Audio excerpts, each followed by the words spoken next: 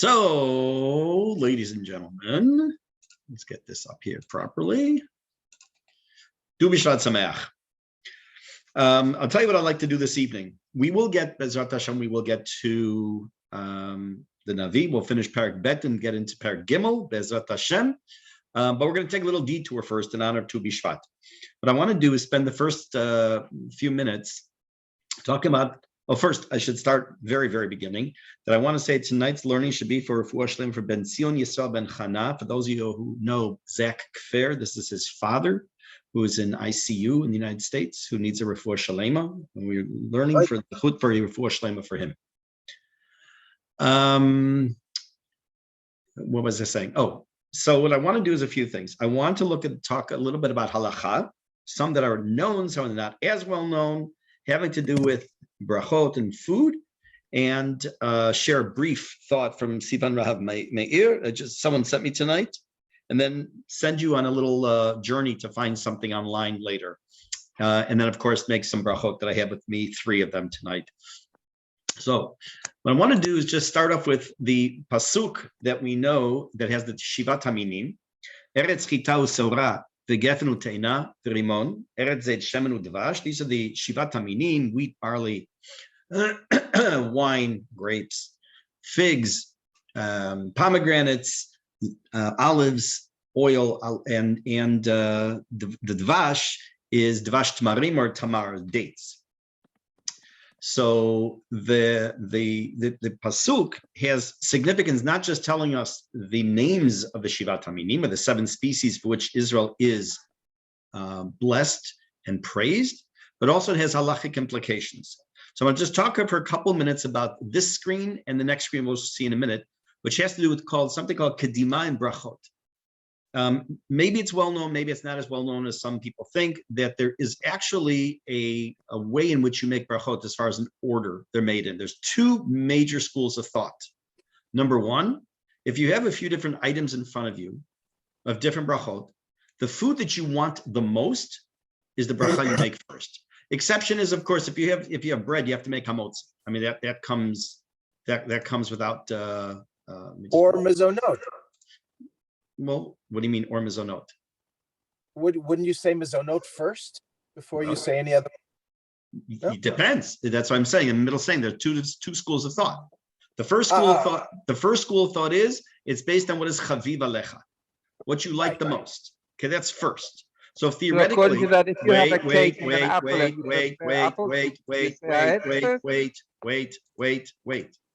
Hold on.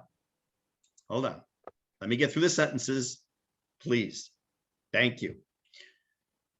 There are, within the Shivat HaMinim, there's an order. In theory, they are supposed to be made.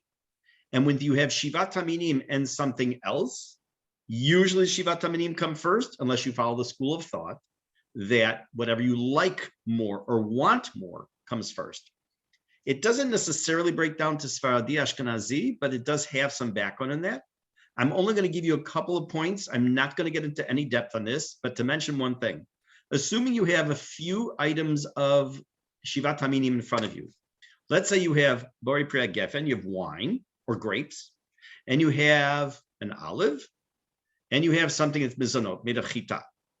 So if you say that it's based on the order of the words in the pasuk, then mizonot, as was said, goes first. Again, putting hamotzi aside completely now. The mizonot would go first. The gefen would seem to go second because it's in the list then. And the zayit, the olive, would go third. It would seem that way. But there's another caveat, which is whatever word is closest to the word eretz, which you have here and you have here. So therefore, zayit is close to the word eretz. So if you had a chita, let's say a mizonot of something of flour, then you have gefen, where you have either wine or grapes. That's 3 spots away from the word eretz. Zayit is right next to the word eretz. So that would go first after the chita. So that's assuming you go based on just the order of the pasuk of the Shivat HaMinim. However, you also are allowed, if you have multiple Shivat HaMinim items in front of you, to go based on what you like more. Let's say you have wine and you have a cookie. and you want the wine more than you want the cookie. So then in theory, you can make the Borei Pri Geffen first. You have nothing to lose in going by the order of the pasuk. That's step number one. Step number two, you also have something called Magaesh. Magaesh is a series of Rashi Tevot, or of abbreviation. Mizanot, Geffen, Eitz, Adama, Shehakol. These are the order in which brachot are made when there is no chavivut. There's no interest of, like, I like this more, I like that more. So therefore, if you have mizonot, you make that first. Geffen, second. Eitz, third, unless it is, of course, Shivat Haminim, such as the Zayit, Adama, and Shehakol. So if you have some water, and you have an apple, and you have a cookie, you make the mizonot, because it's mizonot first, then the apple, which is ha'etz, and the shehakol afterwards. Okay, again, if this were a class, a full long class in brachot, I would spend more time in going to depth on this. However, there's one halacha that over the years I've found people actually don't know, and it's an amazing halacha that is very important to learn. And I'm going to spend 1 minute on it. We know that if you make hamotzi at the beginning of a meal, that most, not all, most of what you eat within that meal is covered by the bracha. Generally speaking, dessert is not. And if you did not have wine with you, if you didn't make a Borei Pri Geffen like on Shabbat, then the Borei Pri Geffen has its own bracha during the meal. Now, there's another item that acts like hamotzi, and that's wine. If you take a glass of wine, which I just happen to have here, we'll get to it momentarily, and you make a Borei Pri Geffen, and then after that you want to drink water, juice, soda, something like that, you do not make a bracha, because the halacha is yayin poter et kol hamashkin. Wine exempts all drink from a bracha of a shehakol. Therefore, let's say you go to Kiddush on Shabbat, and someone makes Kiddush, you drink from it. There's a shaila if you have to drink from the Kiddush to fall into this category. Let's assume you drank from the wine or the grape juice upon which Kiddush was made. And then after that, you want to have a soft drink. You do not make a shehakol. You want to have coffee. You do not make a shehakol, because the yayin exempted that drink from a bracha. Okay? Now, these are some general, again, this is a very long topic, which the Shulchan Aruch deals with, obviously, and before that, the Rambam and the Rush and the Ran, and a million people weigh in on this whole topic of Kedima and Brachot and the order in which Brachot are made.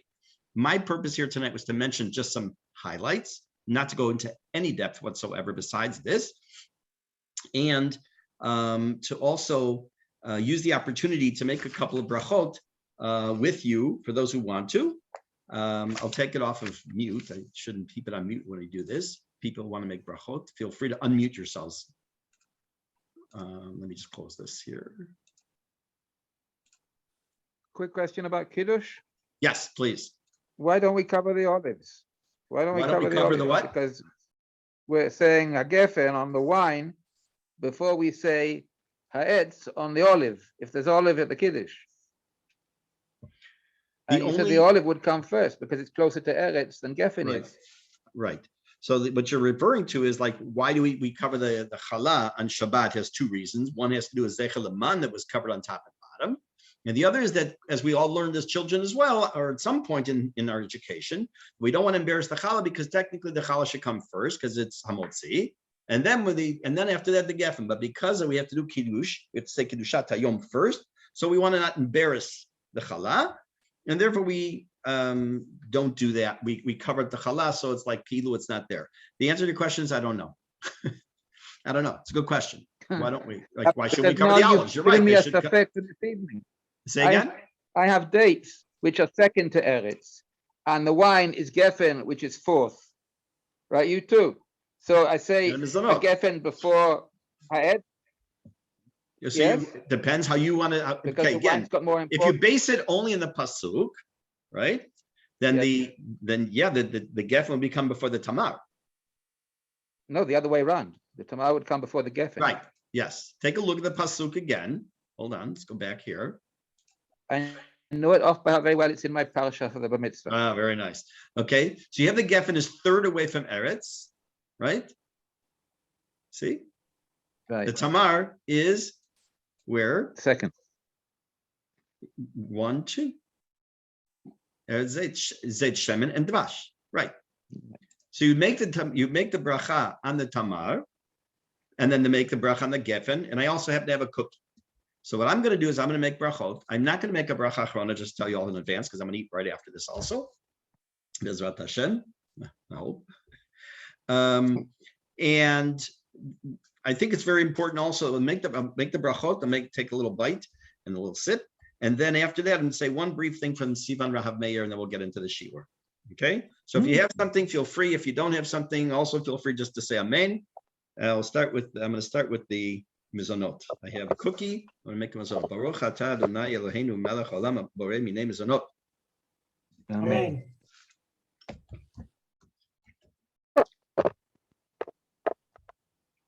Okay, what are we making next?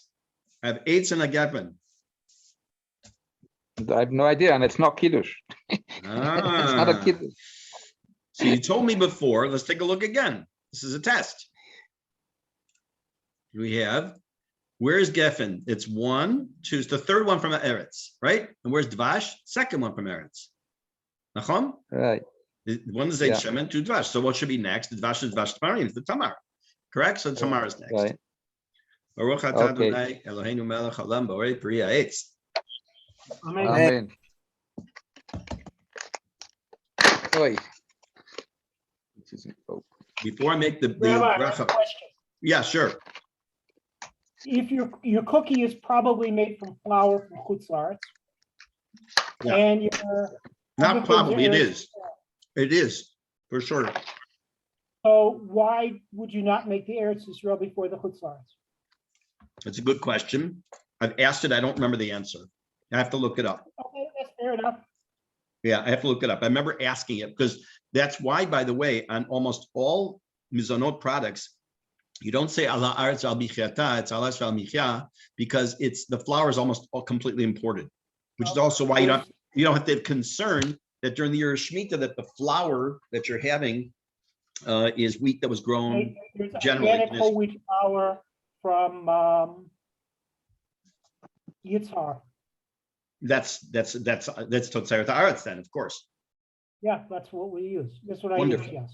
Wonderful. When I Very Does the pasuk work backwards? Where Rimon is also next to Eretz. Yes. That's correct. It works both ways. Okay. That's correct. Baruch atah Adonai Eloheinu melech haolam borei pri ha'etz. Amen. When they're the same distance, either 1 or 2 from 2 different Eretz, I think the first Eretz comes first. First Eretz comes first is correct. And then I went to my neighbor. I was out. I actually didn't have anything open. So went to my lovely neighbors and asked them for a little, and I got half a glass. I'm going to take a sip. Baruch atah Adonai Eloheinu melech haolam borei pri ha'gefen. Amen. Amen. I am now consuming an olive, a homemade olive from my garden. My Oh, wife made. beautiful. Oh, Baruch atah Adonai Eloheinu melech haolam borei pri ha'etz. Amen. amen. And for those of us who grow, I have a gina, I have a garden here, and have a zechut to also be among those are growing something that's from the Shivat Haminim, which I am.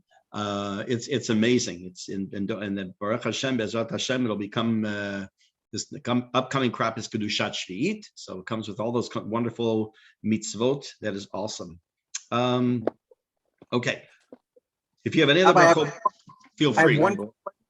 Bracha achrona, if you had the wine and mezonot and a borei pri ha'etz, which is the sheva minim, how would you say because I was faced with that and I wasn't quite sure because The mizonot, the geffen, you have all 3 in there. So I'll send what I can do. Remind me when we're done, or send me a message. I'll post in the group. There's a different formula of how you put it together. Okay. yeah, I wasn't sure that the michya and the geffen. Geffen, eitz, right. It says so specifically what the order is. Say It's it. Siddur Yinat Israel. It says so Right. specifically. That's correct. You're not Yisrael, and a few others have it the correct way. Some you just have like a generic with not the possible permutations, Right. which can Right. get difficult. Right. Okay. Okay, what I want to do is, if you don't mind, if anyone have more brachot to say, please feel free. If not, Isn't pineapple Adama? I'm sorry? Pineapple, isn't that Adama, it's Adama? Adama. Yeah, Yes, I thought so. Right. it is. Okay. I've seen That's them the only grow. other So, bracha I have.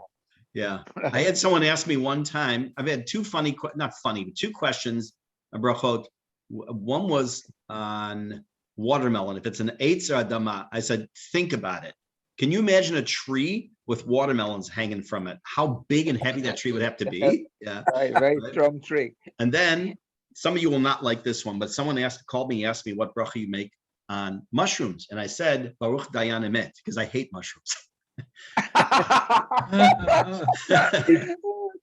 But people don't know. It's actually shahakol. It's a shahakol. I know. They're not I had an adama. argument with somebody about tomatoes. We insisted that they were ha'etz. Because the genus, when it comes scientifically, it's considered a fruit. That's correct. But halachically, when it comes to halacha, science and halacha don't have to match. That's correct. Right. Absolutely. And there are some mushrooms that you would actually say tfilat haderech for also. Very That's good. funny. That's funny. But then I will tell you a true story. You know how things stick in your head from when you're a little kid. I don't think I was more than 10 years old. And I was standing outside one of the local kosher stores with a can with the name of my school on it. We have a tag day, you're collecting money for your school. And the guy walked up to me, he had $1 in his hand. Now, I'm talking, it was probably late 60s. So $1 was actually some money then. He says, I will put $1 in your can if you can answer a bracha question. And I said, okay. He said, what bracha, if I take out a raw onion and I take a piece of onion and I make a bracha, what bracha would I make? I said, I got you, boy. Borei pri adama. He says, wrong. And he walked away. I said, come back here. What are you talking about? It's adama. He says, yeah, but not when you eat a plain raw onion. It's if you cook it or you have it, then it's considered a borei pri adama. When it's in a state where most people do not eat it plain, for example, if I took a potato and took a bite out of a raw potato, it's a shahakol. It's not adama. It's not in its state when it's normally eaten. You put it with other stuff, yes, like on lox bagel and cream cheese or in a salad. But to take plain onion and eat it, most people don't. Even if you do, your approach or your opinion is considered batel. The expression is batel dato etzel kol adam. That your opinion, the way you would eat it, even though you may, it's not considered. It's considered batel based on everyone else's approach to that particular bracha. Okay, one comment. That's why I had to tell my wife to say shakol when she eats the lemon rind. When you eat the lemon rind, because most people do not eat the rind. That's correct. The rind. Yeah, I would say the same thing, right? And of course, okay. So I'm going to put everyone back on mute now. Thank you for participating in this. But I want to mention one thing that Stephen, I just heard tonight. My lieutenant sent me a brief 2-minute thing from her. I'm going to just do it in like 30 seconds, not 2 minutes. We live in a time period of instant gratification. When I first started using the internet, I'm sure it's true with most of you, that it was like unbelievable that you could click on something and after a few seconds, the screen would start coming in, and you'd see an image and you could read a document, and like it was awesome. And as time went on, the speed got faster and faster.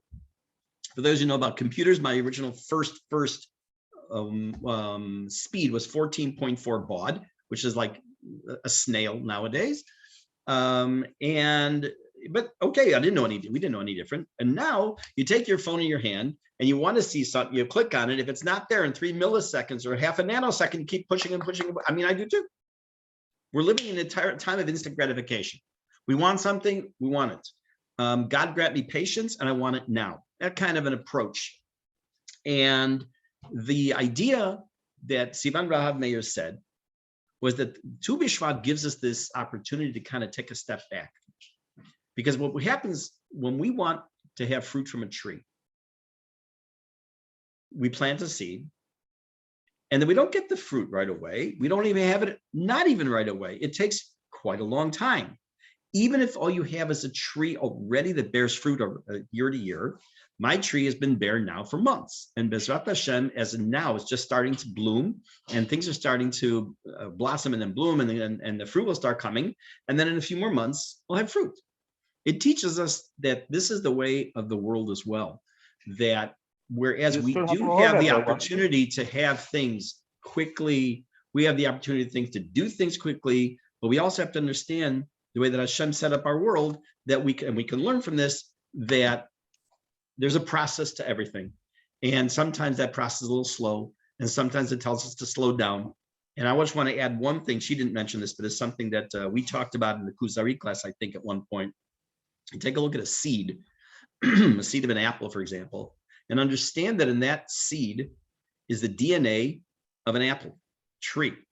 That from that apple seed, it has everything in there that it needs. It won't come out as an orange, and it won't come out as a pear or a peach. It's going to come out as an apple. And that's the beauty of how Hashem created the world, that what we say is nature is Hashem. It's Hashem working in this world, and we have to understand that as well. Tov. One last thing. Last year, yes, very similar to pregnancy, that is correct. That the DNA, and we're talking about this in Tanya actually right now, and we'll talk about this Tuesday night a little bit more, the DNA of a child, it starts off from the sperm of the man, the egg of the woman, and it takes 9 months approximately for that to completely come to fruition, literally and figuratively. And that the entire being of that human being is right there. It's in that initial DNA contribution for the man and the woman. Last comment. Last year, I had the opportunity to do, I'm sure some of you are familiar with this, to do a Tu B'Shvat Seder, which is a pretty cool thing to do. I'm not doing it this year, but I did one last year for the Emunah branch, of the Bracha branch of Emunah women. And it's on YouTube. It's on my YouTube channel. For those of you not aware that I have a YouTube channel, I have all my classes on there and other stuff I've done, including that. It had quite a few hundred views, which was really cool. If you've never seen one and want to see what it is, you're curious, feel free to go on my channel and find it. Otherwise, you can ask me. I'll just send you a link. You can watch it tonight. Take out some fruit and other things and have and different wines to have with it. And it's just also kind of an interesting thing to do because there's different approaches. The one I used was more of a not Kabbalistic, more of a spiritual approach, which I found the text for over the years. And that's it. That's what I want to talk about tonight as far as Tu B'Shvat. Okay, let me put my items aside now that I have left after that sip of wine and that little bite of cookie. And what else did I have? And the date. We're good to go. Okay, so I'm putting everyone back if I didn't do it already. And put everyone on mute. Again, as always, if you have what to add, please feel free to unmute yourselves. We are going to read the last few psukim and look at a couple of comments on Parak Bet. And then we're going to look at Parak Gimel. What I'll do with Parak Gimel is I'm going to read it, and then we're going to go back and go over it. But I want to make a plug for something that I don't personally do because I have other things I do daily. But there's something that I think that if you're not aware of, you should become aware of. Because tonight we're going to use, if we get to it, we're going to use one thing from their website. Project 929, which some of you may be familiar with, started by Rabbeni Lau and others a few years ago. If you take a look at Tanakh, it breaks down into 929 chapters. And it is the most important book in the Jewish bookshelf. And unfortunately, the book that is read one of the least. Now, yes, we may read Parshat Shavua, may pick up Sefer Melachim as we've done, and Sefer Yoshua or Sefer Shmuel, but really to go cover to cover in Tanakh, unfortunately, most people have not done and don't do. So it was kind of the brainchild of Rav Lau and others that every day a parak would be read for 929 days. And okay, that sounds like, okay, so you take out a Nard scroll if you're not okay with the English, you take out some other place online. But the website for Project 929, it's available in English and in Hebrew. It's more rich in Hebrew because there's more stuff available. Has every single day, the chapter has a video class about the chapter. It has little facts about that particular item and that pack. The reason I'm mentioning it now is not just because I'm going to use one thing maybe from them tonight, but also they're about to finish Divrei Hayamim Bet, which means the cycle starts again soon. So for those of you who are not familiar with it, become familiar. And if you are familiar, take a look. Again, it's Project 929. I think it's .org or .org.il. Look online. It's there, Hebrew and English websites. Okay. So we talked about brachot. We talked about Kedima and brachot. We did some brachot ourselves. We talked about Project 929 and a little known halacha of Yain Potet Kol HaMashkin. And now we're ready to move back into Sefer Ezra and look at Parak Bet. We're on Pasuk Samach Daled, number 64. We just had this roll call of the Israelim, the Levi'im, the Tinim, the miscellaneous, the Kohanim, and we come to Pasuk Samach Daled, number 64. Kol HaKahal Ke'echad, all the people together, Arba Ribot Alpaim, 42,360 people. Milvad, not including Avdehem V'Amhotehem Ele, their servants and maidservants, Shivat Alafim, Shlosh, I got to turn a couple pages. Hold on, keep going. Shlosh Mil Shloshim B'Shiva, a total of 7,337 of them. V'Lahem Mishorim Mishorot Matayim, and another 200 singers. Susehem Shiva Meot Shloshim B'Shisha. Pirdehem 245 Gmalahem 435 Chamorim 6,720. This is a list of all the animals they brought with. Now we picture these people up and left their country, Bavel, and just they left, but they came with stuff, not just the things that were donated and not just the things that were given to them as Koresh requested from people to give them, those who were not going on Aliyah. But they also had things, when you go, I don't know about what the rules were, but when you go on Aliyah, very nice. When you go on Aliyah, you're allowed 2 suitcases. So a family of 5, as we brought 10 suitcases plus carry-ons. It's a lot of schlepping, a lot of stuff. There's some, there was a family, an extended family in Chicago that made Aliyah this past summer. There were 23 or 24 people in the family that made Aliyah together. They took a coach bus to O'Hare Airport, and they had dozens and dozens and dozens of suitcases with them. So this is the equivalent. We didn't bring, I don't know about you, but we didn't bring camels and donkeys and horses and any of those things, but we did bring a lot of things with us. In addition to that, Samach Chet, number 68. ומראשי האבות, בבואם לבית השם אשר בירושלים, התנדבו לבית האלוקים להעמידו על מכונו. In addition to that, many heads of household brought with them to donate to the Beit HaMikdash to reestablish it on its foundation. We're going to see what that means in a minute. ככוחם נתנו לאוצר המלאכה זהב דר כמונים 6,100. Those who had the ability or the wherewithal donated a total of, and we're going to see what these are in English, they're called drachma. We're going to see what that is, an X amount. The chesef and also silver, the amount of gold was 61,000 drachma. As far as silver, the kesef manim 5,000 and 5,000 mina of silver. The kotnota kohanim me'ah, and 100 cloaks or pieces of clothing of the kohanim. Again, we're going to talk about all these last few things here in a minute. Last pasuk. Vayeshu kohanim v'haleviim umina'am ha'mishorim ha'shoarim ha'netinim ba'areihem. All these people we listed before, as we read through this chapter over the last few weeks, and now we come to an end almost. All these people settled in their cities, as we've talked about before. V'chol Yisrael ba'areihem.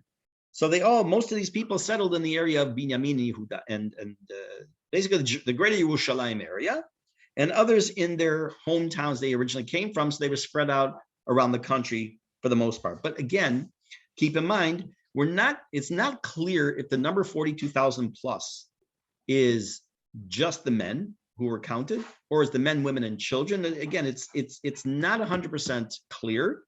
Not to me, I'm saying in general to the Mefarshim. If not to them, then to me, of course not. But in any case, even though they were spread out, most of them in the Jerusalem area, and some around the country, it's not like we repopulated this country with tens of thousands of people, unfortunately. Okay, so what do these terms or these words mean? Let's take a look now at a couple of comments from the Dat Sofrim and also from the Malbim on something. Okay, so there's your Maga Esh. Okay, what does it mean? They brought money to don l'hamido al mechono.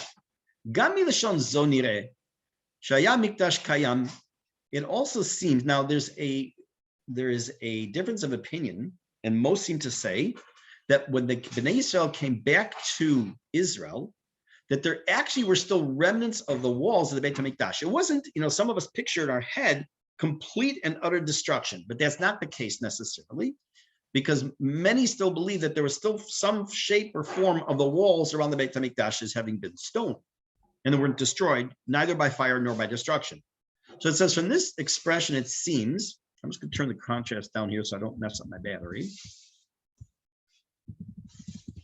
It seems that the part of the Beit HaMikdash was still existing. That there were like pieces, they were broken, that had to be to go through shikum, through rehabilitation. Therefore, they were able to reestablish, to rebuild some of this in a short time. Even though it's possible to explain that the words meant just to start from scratch and rebuild it on its location, meaning that these people who were donating money and bringing for contribution to the Beit HaMikdash, either it was to lishakem, to do shikum, to do go through shikum, rehab. Thank you. To rehabilitate the walls and then make them stronger and build them to spec, so to speak. And or it just meant that they were going to be starting from scratch. Now, if you looked in Pasuk Samach Tet, it sounds like that there were some people who had the ability to give, and they gave whatever they could. Let's see what this says. It's possible that this statement was talking about the poor people. That even though they didn't really have a lot, nevertheless, they gave a lot, as much as they possibly could, to the best of their ability. But here it seems, it's not about the poor people that they gave, let's say, X amount of gold. It's really a positive thing. It's talking about not a positive, it's a different approach. It's talking about the rich people. They gave as much as they could. And that's why there was so much. I mean, talking 61,000 drachma of gold. What's drachma? We have Rav Steinsaltz to help us. This is a picture called drachmon that was around in the Persian Empire. It says it's got cut off the date, but till 522. This is what it would look like. And I was going to read to you what he says here. Matbea zahav parsi shemishkalo 8.4 grams. That is a golden coin, a Persian golden coin that was approximately 8.4 grams. Shebohut be'ad demut melech paras ochez bimino keshet ubismolo kidon. So you see that he's holding here two things, right? So this is I don't know if this is an actual one or not. But okay, that's I just want you to see the picture of it. Now, what does this mean at the very end? It's not the very end, the end of the pasuk Samach Tet says v'kotnot kohanim me'ah. Why does it single out specifically the cloak of the ketonet of the kohanim, 100 of them? Haktonot hayu ma'aseh uman v'hayu yikarot meod. First of all, we have to know, he says, that these cloaks were works of artisans and were extremely expensive. Michutz lekesef nidrash gam zman rav hachanatam. Not only did it need a lot of money to make them, it also needed a lot of time to make them. HaKohanim atzmam lo hayu muchsharim lahachin lahem kotnot ka'ela. The Kohanim themselves were unable; they didn't have the skills to make these kinds of cloaks. Mistaber ki kotnot elu huchanu bederech be'et ha'afsakot b'masaot leminucha. He says it makes sense to say, I'm not sure I agree with him, but that's okay, that these were made along the way during their journey when they took breaks during their travels. It's also quite possible that just like the women were the ones who did this in the time of Moshe Rabbeinu, who made the Mishkan, which we'll read about in a few more weeks. So too, it's possible that it was the women who had Kol Isha the Chachmat Lev was able to make these items. Okay, so these are the. Oh, I did skip one more thing. Sorry, I took it off screen share too fast. Okay, this is the Malbim. If you look at the last pasuk of our parak, it says, "Vayeshu haKohanim v'Haleviim min umin ha'am v'chulei," and the Kohanim and Leviim settled. The Malbim says as follows: "Shebevoam hitasku tchila la'avod et ha'adama." You know, we mentioned back at the very beginning of the book, the Koresh gave permission to the Jews to go back and build Beit HaMikdash. He didn't say anything else about what else they had to do, just to go to Jerusalem, build Beit HaMikdash. It went without saying, as far as we're concerned, that we had to build an infrastructure. There was no committee that was welcoming us. There was no Jewish agency for Israel. There was no any of this. There was no sochnut waiting for us on the other end to help. So we had to do something. We had to build an infrastructure for our people. So he says, from the word vayeshvu, the Malbim says, and they came first and dealt with working the land. And I thought that was pretty interesting that we're talking about this on the night of Tu B'Shvat. Lachin lechem, to prepare bread, Yizru sadot, and to plant fields, Bitu kramim, and to plant vineyards, Yasu pri tevuah, leval yisru cherpat rav. So they shouldn't have to carry the burden of the problem of famine. V'gam shachar shelo natan lahen reshut livnot hachoma. I don't want to do the rest of this. I just want to make sure this first part. This reminded me of one more thing I wanted to mention when it came to Tu B'Shvat. I think it's important for us to note. Rabbi Akiva, it tells us in the Gemara, would expound on every one of the tagin in the Torah. Now, if you look at the Sefer Torah, you'll see that there's certain letters, Shatan as Gats, those are Shin Ayin Tet Nun Zayin Gimel Tzadi, Sofit, that have little crowns on them. They're called ktarim. They're called crowns. They're called also the again, my mind's going blank tonight. Okay, just call them crowns for now. There's another word. Tagim. Tagim. Thank you very much. And it says that he was able to expound and explain every single one of them except for on one letter, one word. And he was very distraught. And he felt that absolutely everything he had done until then was worthless since he couldn't complete his job, so to speak, and explain the one on this particular word. And then he's told, Kishem shekibalta sachara drisha, I'm paraphrasing, sachar al haprisha. Just like you receive reward for your drisha, for investigating and explaining every one of them, so too you get a reward for stepping back and not explaining one. And why am I mentioning that tonight? Because it's Tu B'Shvat, in Israel, the custom, of course, is, and I'd only done this myself once, it was actually before we made Aliyah, custom is to plant trees. You know, I don't know if you know that Israel is the only country in planet Earth. There's more trees at the end of the year than at the beginning of the year.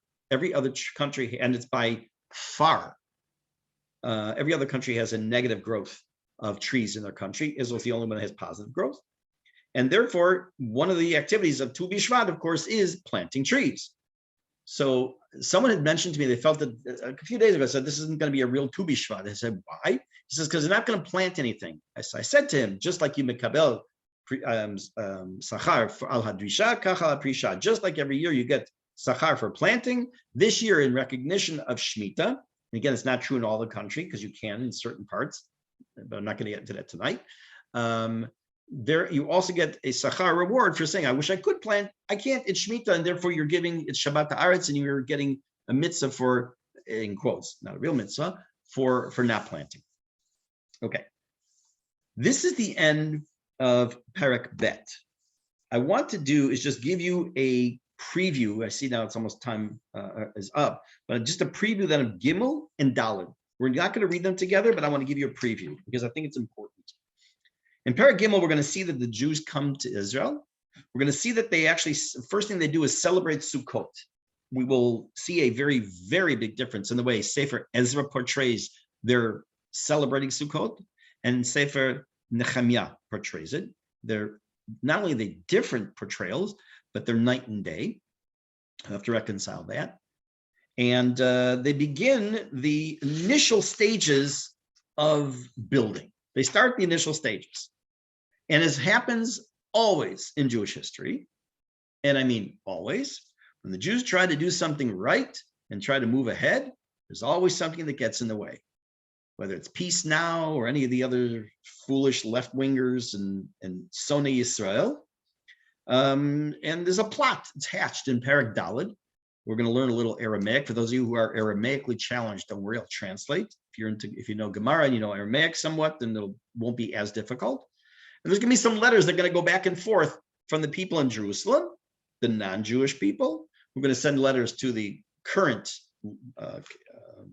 leader of Paras, of Persia. We'll see who that is. And there's going to be back and forth letters that basically shut down the whole project. And now they shut it down temporarily. They shut it down for many years. So here Koresh has told the Jews, it's time to go. It's time to build Beit HaMikdash. They go with the gusto. They go with the blessing of Hashem's and the people. It's not the right way to put that, but you know what I mean. And then they hit almost literally a brick wall. And those are the next two chapters and how we're going to reconcile those. We have to talk about the comparison between Ezra and Nehemiah in this particular parak. And then we'll pick it up. I thought we'd get into it tonight, but I wanted to spend, like I say, a little bit of time on Tu B'Shvat. So I wish you all a Tu B'Shvat Sameach. And some of you, I'm sure, have a memory of breaking your teeth on Buxer as kids, as I do. And whatever you do to celebrate Tu B'Shvat, whether it's to have a Seder, go, like I said, go to the website and to YouTube and look at the Seder I did last year, or just to learn a little bit, eat some fruits of the Shivat Haminim in any way, you shape or form, please do, in fact. Rabbi? Yes. Nachat Yehuda is having a Tu B'Shvat Seder in Zoom at 8:30. Oh, do me a favor then. I'm going to reopen the thing for comments. If he's okay with it, please put the link. If he wants it, put the link on our group. Okay. Okay. I'm going to do that. Actually, I'm going to do that right now. Thank you very much for that. I appreciate it. And then anybody who, if he's okay with that. I'm not against your Seder. Oh, no. I'd rather you do one live. Of course. Very good. So